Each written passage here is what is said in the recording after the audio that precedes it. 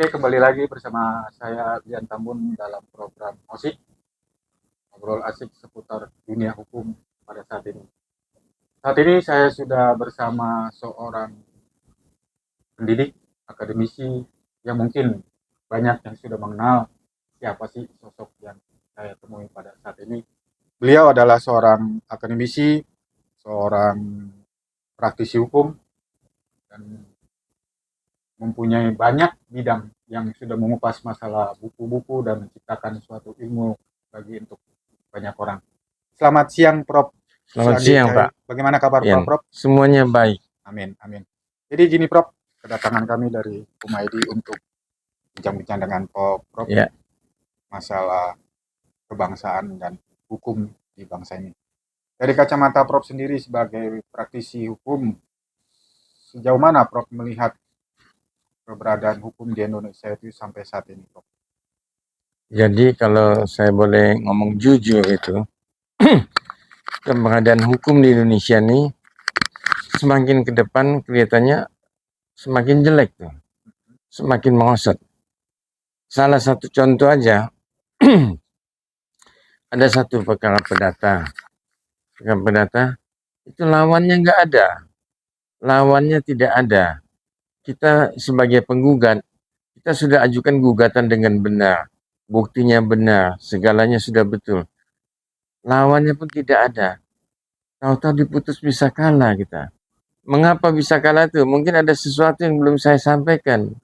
Nah itu aja jadi bisa kalah tuh. Jadi saya lihat perkembangan hukum tuh sebagai ilmuwan kita mesti melihat tuh masalah hakim-hakim, jaksa-jaksa maupun polisi-polisi itu bagaimana perkembangan mereka saat ini. Apakah mereka juga sekolah lagi? Apakah mereka juga sudah maju? Atau masih tetap dengan ilmu yang lama?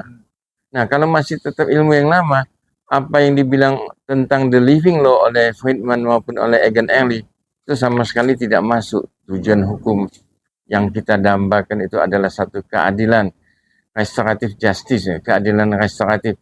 Nyatanya sama sekali tidak. Jadi saya sangat sedih lihat perkembangan hukum, karena saya kan sebagai dosen, saya nulis buku, hampir 80 buku. Saya sebagai ahli hukum pidana, perdata, tun maupun MK, dan saya banyak bikin legal opinion dari teman-teman saya yang minta buatkan legal opinion karena mereka nggak mampu. Saya bantu buatkan, bukan masalah uang, tapi saya mau tegakkan justice itu. Tapi nyatanya sudah kita buatkan legal opinion sebagus apapun juga, nyatanya tidak sepakat, tidak satu visi dengan hakim, jaksa maupun polisi itu. Nah ini kenapa? Kita mesti belajar, kenapa sampai begitu? Apakah ilmu kita terlampau tinggi ataukah ilmu kita terlampau rendah sehingga tidak matching, tidak nyambung.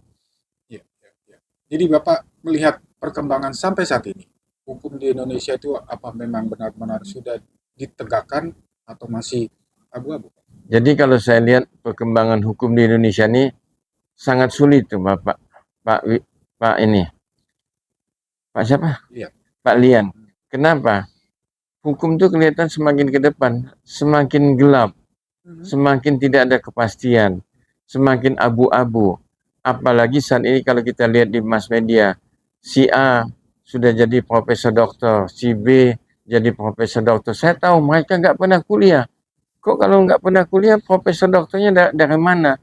Yang namanya profesor itu adalah jabatan akademik, bukan gelar akademik.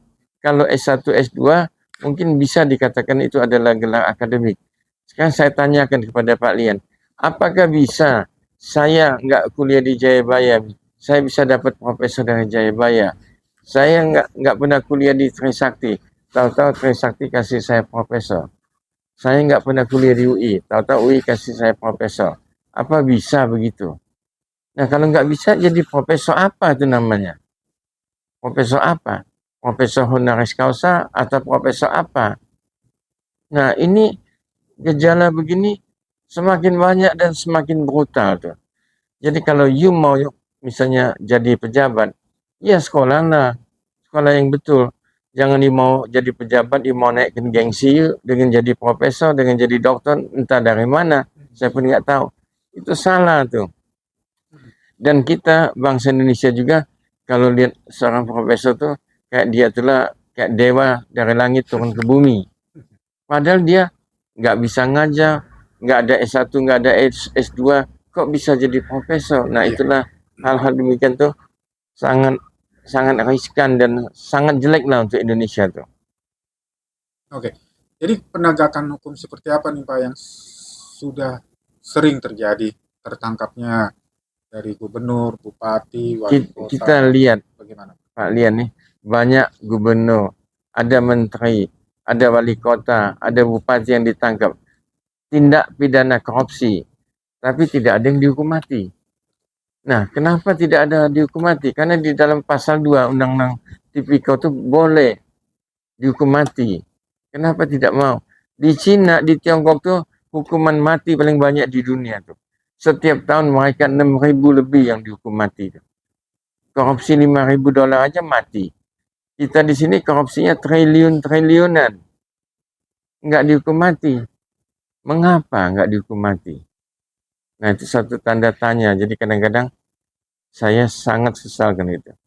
Maka di eranya Prabowo ini, mudah-mudahan kita bisa ada satu ekspektasi, ada satu harapan supaya bisa baik masalah perkembangan hukum di Indonesia. Bagaimana cara mau baik itu?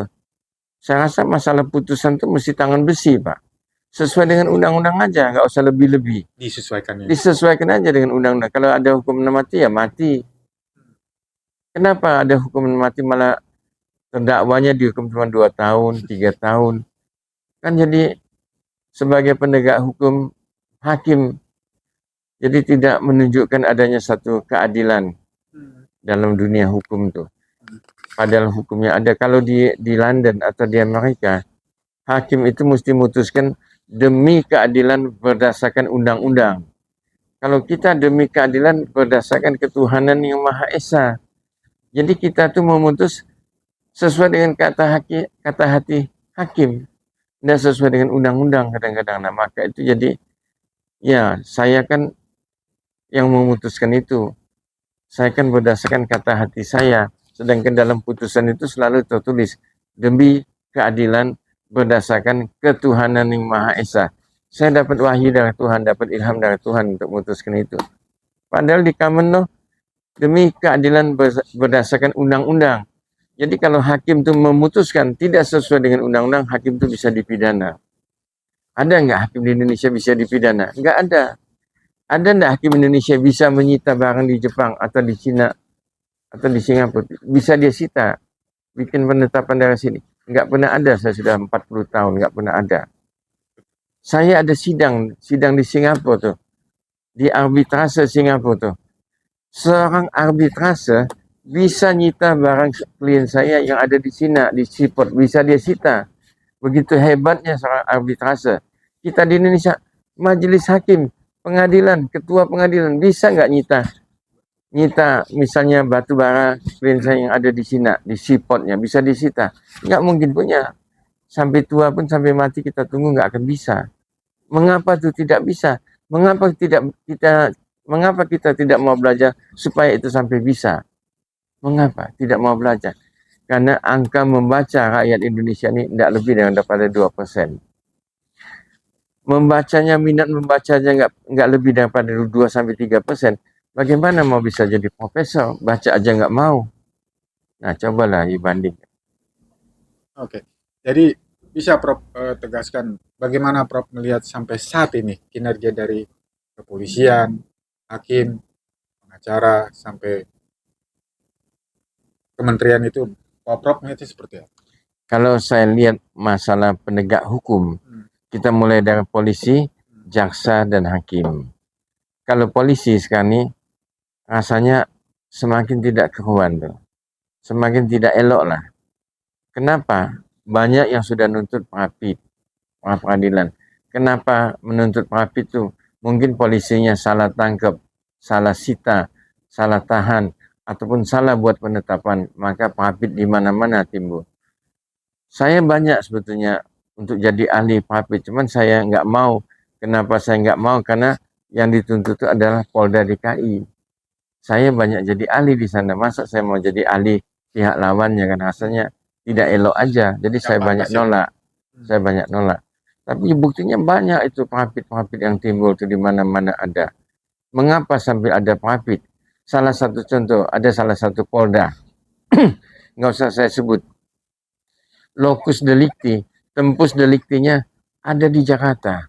Sedangkan Polda itu bukan Polda Jakarta, dia ambil kasus tuh. Jadi cleaning diobok-obok habis. Cobalah begitu. Polda itu kan Irjen Pol kan, Mayor Jenderal Angkatan Polisi kan. Kalau Angkatan Darat Mayor Jenderal itu kan Irjen Pol. Apa nggak tahu seorang Irjen Pol bahwa itu lokus delikti maupun tembus deliktinya ada di Jakarta? Kenapa kok mau diambil oleh Polda itu? Bisa lari ke sana. Nah, apa ada pesanan sponsor atau apa? Kita nggak tahu kan? Kenapa? Apa nggak tahu? Badan hukumnya, direkturnya apa nggak tahu? Kalau nggak tahu sekolah aja lagi tinggi-tinggi sampai dokter sampai profesor juga. Jadi semuanya bisa baik tuh. Kalau di London nih, saya jadi pengacara. Tahun ini tahun 2024. Saya punya klasifikasi pengacara kelas A. 2 tahun lagi atau 3 tahun saya mesti ujian lagi. Apakah saya masih bisa bertahan kelas A atau saya bisa turun jadi kelas B? Kalau saya turun kelas B, 2 tahun lagi saya ujian lagi. Mungkin saya turun kelas C. Nggak lulus karena waktu ujian kan. Kalau sudah turun lagi kelas C, turun ke D, maka saya tidak boleh lagi praktik jadi pengacara. Mesti balik ke kampus, sekolah lagi atau kuliah lagi.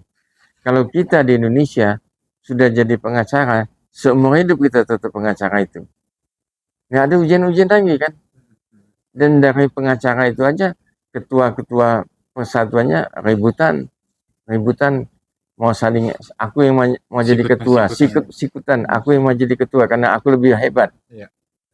Bukan itu. Jadi Prof lihatnya untuk kinerja kepolisian sampai saat ini? Jadi saya lihat bukan kinerja kepolisian, kejaksaan maupun pengadilan hakim. Jadi lihat bangsa ini secara global tuh masih sangat tidak matang, Pak. Sangat tidak matang. Kalau orang tidak matang, bagaimana dia bisa sempurna, Pak? Sekarang kejaksaan nunjukkan giginya. Ditangkaplah hakim yang di Surabaya, 3 itu. Saya waktu lihat putusan itu bebas, saya sedih, Pak. Kok penegak hukum memutuskan begitu? Dan dia tidak diperiksa, Pak. Tidak diperiksa. Mestinya kalau penegak hukum begitu diperiksa, mesti dipidanakan. Kenapa dia berbuat begitu? Kan ini tidak bisa. Tidak bisa dipidanakan, Pak. Jadi kalau saya mau ngadukan dia misalnya, nggak bisa juga karena nggak ada hukumnya. Nah itulah lag point hukum kita, Pak, kelemahan hukum kita. Sudah itu waktu sampai di tingkat kasasi, ketemulah kasus kasasi. Jadi pejabat Mahkamah Agung diobok-obok pula. Sampai disita 51 kilo emas dan uangnya sampai 1 triliun. Iya. Saya nggak pernah lihat, Pak, uang 1 triliun itu kayak mana banyaknya. Nggak pernah lihat 51 kilo emas tuh. Ini dipegang dia, Pak. Pejabat negara tuh, pejabat Mahkamah Agung. Kok begitu, Pak, sampai? Bagaimana hukumnya mau maju, Pak? Apa nggak tambah setback, tambah semakin jelek, Pak? Padahal hukumnya sudah ada. Oknumnya, Pak, yang saya bilang tadi, memang sudah bejat, Pak. Sudah bejat. Nah, mestinya oknum bejat-bejat ini disingkirkan, diminggirkan. Sudah bejat, yuk, nggak bisa dipakai lagi. Minggir. Tapi tidak, yang bejat ini malah masuk kemana-mana. Yang sudah bejat-bejat, yang sudah brengsek kok bisa masuk kemana-mana. Jadi bagaimana rekrutmen atau penilaian itu dia, kok orang ini bisa diterima di sini, bisa diterima di sini, bagaimana cara dia menerima, jadi syarat untuk penerimaan apa? Kok begitu gampang? Yang sudah kena pidananya bisa jadi pejabat lagi. Boleh, itu ada undang-undang, ada hukumnya. Bagaimana yang bikin undang-undang itu? Saran saya, mestinya bikin undang-undang legislatif itu, yang duduk di legislatif itu mesti S3 sama kayak MK. Baru paham itu. Baru paham. Mesti S3, Pak. Mesti doktor dia, kayak MK.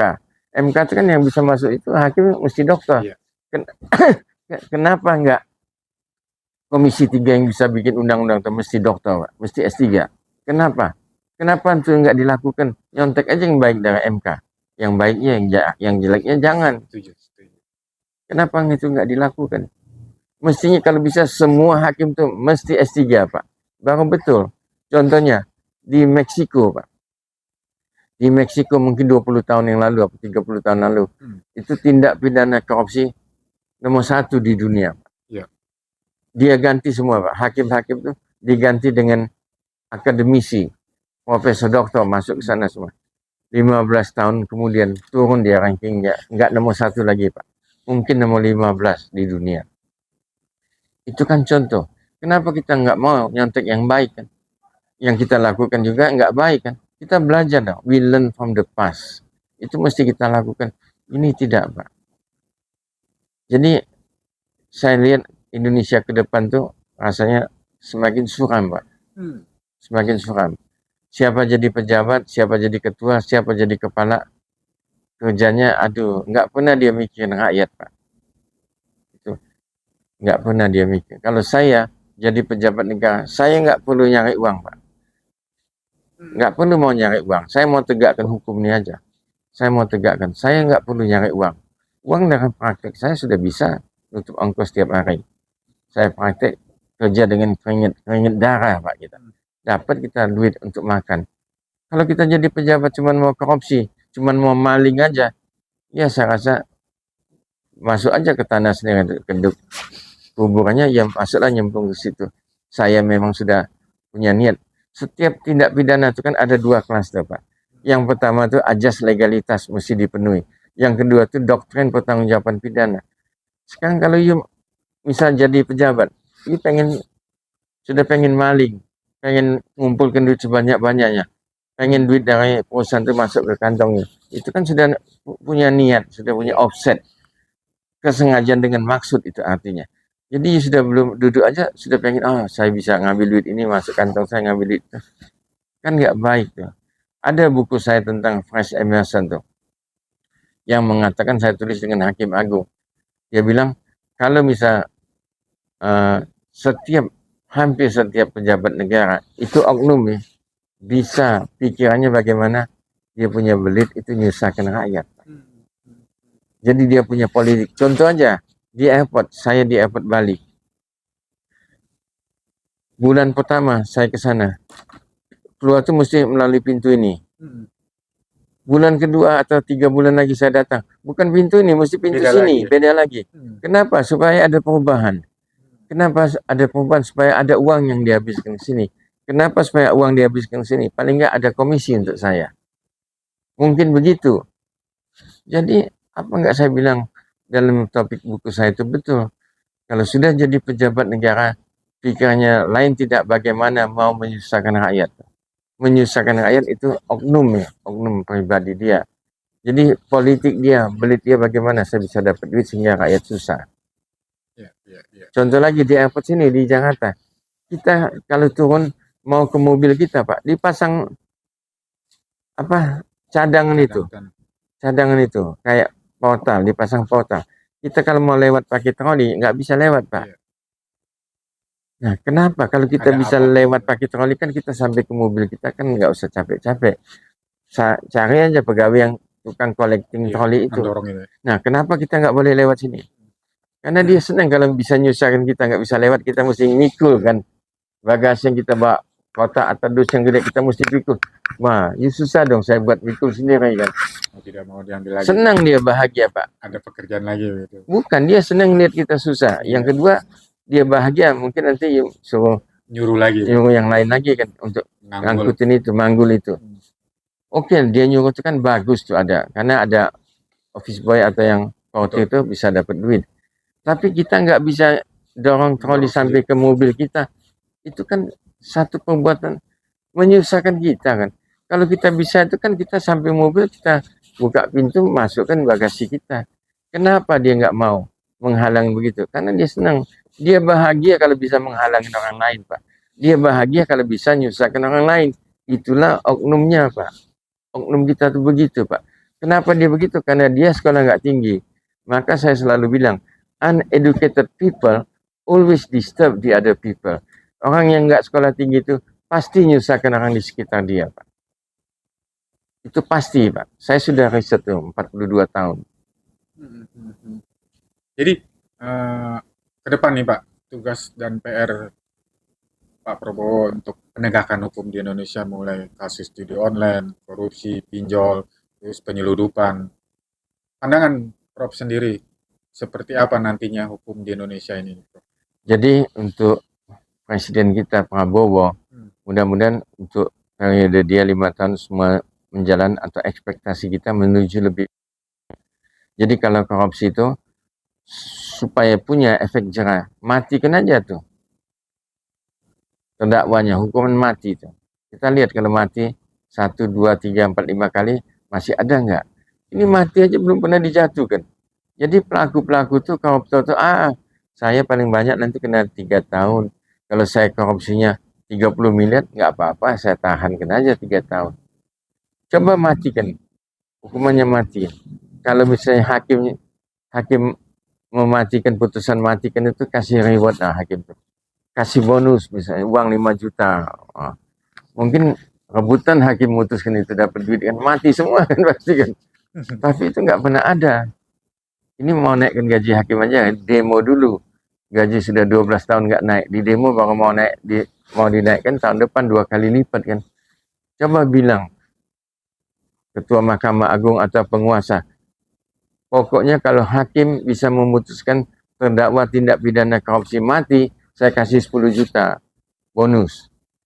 Rebutan Pak, jadi bisa dimatikannya semua Pak. Dia mau ngambil 10 juta itu kan. Kenapa nggak buat begitu aja? Tapi itu udah ada undang-undangnya, Prof ya? Untuk Ada pasal 2 Undang-Undang Tindak Pidana Korupsi. Jelas dikatakan. Ada jelas boleh hukuman mati dijatuhkan. Kenapa itu nggak pernah dijatuhkan? Kok narkoba? Freddy apa yang meninggal di? Freddy Bangun. Hah? Yang hukuman narkoba itu. Iya, yang mati. Kok kenapa narkoba berani? Kenapa korupsi nggak berani? Iya kan? Apa uang korupsi masih di tangan dia belum dibagi-bagi? Jadi nggak berani hukuman mati kan? Oke, yang terakhir Prof. Jadi apa harapan dan ketegasan Prof sendiri untuk penegakan hukum di Indonesia ini supaya tidak runcing ke bawah tumbul ke atas, Prof? Ya, kalau runcing ke bawah tumbul ke atas tuh mesti dari kepala-kepalanya Pak. Kepala polisi, kepala kejaksaan, ketua Mahkamah Agung tuh mesti kontrolnya sangat ketat Pak. Sangat ketat Pak. Jadi kalau kita nggak ngerti, panggillah orang yang ngerti Pak. Paham. Yang paham. Kalau kita nggak ngerti, kita mikir sendiri aja sama aja kayak kita orang buta kan. Jadi carilah betul-betul orang yang mau kerja dan bukan mau korupsi Pak. Carilah orang yang betul-betul dia mau kerja, bukan mau menggelapkan, bukan mau enak dia sendiri dan nyusahkan orang lain Pak. Jadi betul-betul orang bijak Pak. Nah mencari orang bijak itu susah. Mencari orang pandai banyak Pak. Dia sekolah S3 atau S4. Tapi dia belum tentu bijak Pak. Tapi kalau dia ketemu orang bijak itu pasti pintar Pak. Yang namanya bijak itu pasti pandai. Yang namanya pandai itu belum tentu bijak Pak. Nah itu sangat sulit Pak. Jadi kalau misalnya presiden kita dibantu oleh menteri-menteri dia yang bijak, yang pandai pula, saya rasa bisa maju kita. Amin. Bisa maju dan tercapai itu keadilan untuk bangsa ini Pak. Sekarang ini you lihat yang di mana Konawe Pak, yang guru SD aja wanita sampai dibawa ke pengadilan, yang pelapornya adalah polisi. Kasihan kan lihat begitu. Dia sudah, kalau pendidik misalnya kalau guru mukul kepala mahasiswanya sampai kena paku meninggal, guru itu mesti dihukum Pak. Dihukum seberat-beratnya kalau bisa 20 tahun atau dihukum mati. Mesti buat begitu juga. Jadi dia salah. Kalau saya profesor dokter Pak, kalau saya berbuat salah, pasti dihukum seberat-beratnya, saya ditambah 1/3. Karena saya ngerti hukum. Tahu-tahu saya berbuat melawan hukum kan. Nah kenapa itu nggak dilakukan di Indonesia tuh? Jadi teori-teori yang ada di Indonesia, misal teori John Rawls, teori Socrates atau Aristoteles, atau yang teori hukum Hegel, itu nggak pernah dicantumkan semua Pak. Jadi juga kalau misalnya majelis hakim, kalau satu hari dia sudah bisa pegang 20 kasus, bisa objektif nggak dia memutuskan itu? Mana lagi? Ya buka, mana lagi Dalam selesai? sehari, Dalam satu hari 20 kasus, bisa nggak dia bijak? Bisa nggak dia memutuskan sesuai dengan pasal 188 KUHP? Bisa nggak? Nggak bisa Pak. Siapa yang mampu untuk itu? Iya, apalagi kalau memutuskan itu ngitung ada duitnya atau enggak. Pusinglah kita kan. Tambah pusing lagi. Tambah pusing kita. Saya ada kasus tuh benar sudah gugatan segalanya betul, lawannya nggak datang, dikalahkan Pak, dikalahkan itu.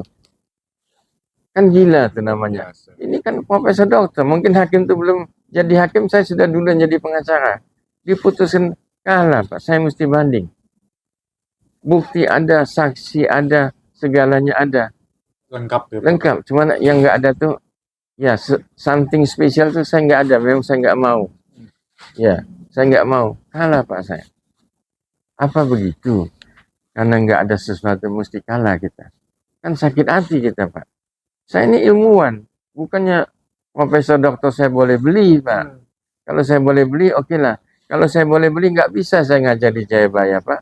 Nggak bisa saya ngajar di Iblam, nggak bisa saya ngajar di Filipina Pak. Nggak bisa ngajar di Muhammadiyah saya. Nggak bisa ngajar di UPH saya. Nggak bisa ngajar di Unpes Pak. Kalau saya boleh beli profesor dokternya. Saya, profesor saya 6 kali Pak sudah wisuda Pak. 1 kali dari Jayabaya, 1 kali dari Filipina, 4 kali dari Sekolah Tinggi Teologi ya Pak. 6 kali saya profesornya. Saya tidak pernah sombong Pak, tidak pernah saya tulis di kartu nama saya profesornya 6 kali, nggak pernah. Saya tetap humble Pak. Buat apa kita? What is the meaning of life Pak? Apa arti hidup ini sebetulnya? Nggak ada Pak. Life means only meaningless. Life means only vanity. Life means only an empty dream. Itulah namanya dalam Bible mengatakan, the fear of the Lord is the beginning of wisdom. Kita hidup tuh mesti takut sama Tuhan Pak. Kalau kita takut sama Tuhan, kita nggak akan maling, nggak akan korupsi, nggak akan berbuat yang hina-hina itu Pak. Ini mereka tuh sudah nggak takut lagi sama Tuhan Pak. Apalagi sama manusia Pak Bro. Apalagi sama manusia, dengan Tuhan aja dia nggak takut.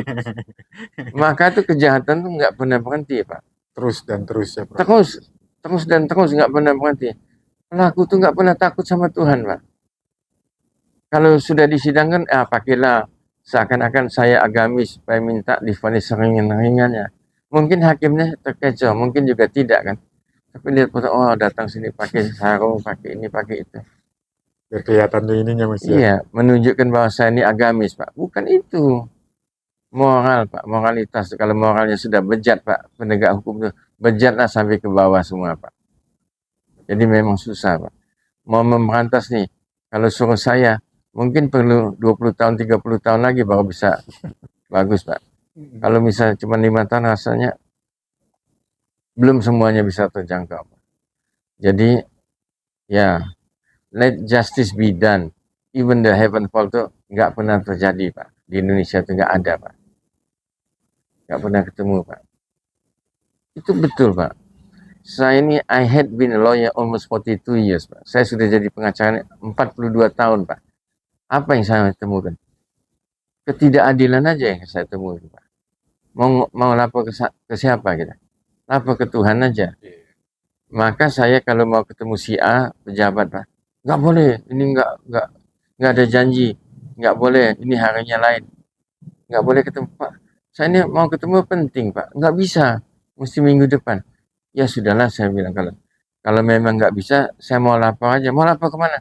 Saya mau lapor ke Tuhan Pak, minta yang ditemui supaya dipanggil ya. Diadilin, maksud dipanggil, diadilin Tuhan. Baru boleh Pak langsung. Mau bilang mau saya laporin sama ke Tuhan aja, saya mau ketemu si A, nggak boleh. Boleh Pak langsung. Saking ya, mungkin masih takut ya sama Tuhan. Ada lagi Prof? Yang Prof Saya rasa tambahkan? itulah Pak. Jadi pesan saya kepada aparat penegak hukum, pesan saya kepada penguasa, how to be a perfectionist. Jadi bagaimana bisa sempurna ya, menduduki jabatan itu. Bila perlu, kalau saya bersedia Pak membantu apapun juga demi untuk Indonesia Pak, demi untuk negara ini, saya bersedia membantu Indonesia nih dengan ilmu pengetahuan yang saya miliki. Nggak usah dibayar Pak, saya nggak perlu duit, nggak usah dibayar, saya nyari duit tetap aja, nggak usah dibayar Pak. Saya sumbangkan alam pikiran saya, tenaga saya untuk negara ini, saya sanggup Pak. Itu aja. Itu aja Prof? Ya. Oke, terima kasih. Demikian perbincangan kami dengan Prof. Dr. Suhandi Cahaya, SHMH, MBH dalam ngosik ngobrol asik seputar dunia hukum di program Hukum ID. Bersama saya Lian Tambun. Sampai jumpa untuk di program selanjutnya. Sampai jumpa. Terima kasih.